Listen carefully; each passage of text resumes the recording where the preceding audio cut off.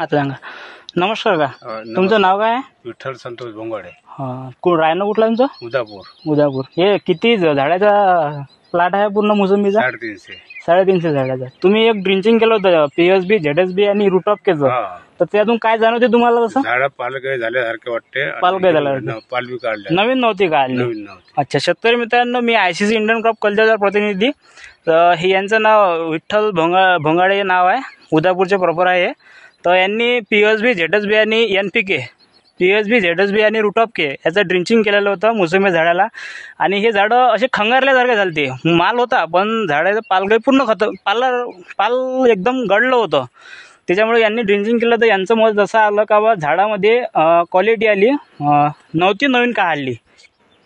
तुम्ही बघू शकता ना, झाडं नवीन नव्हती काढलेली. अशा पद्धतीची नव्हती काढलेली आहे. ठीक आहे साहेब. हे पाठवायला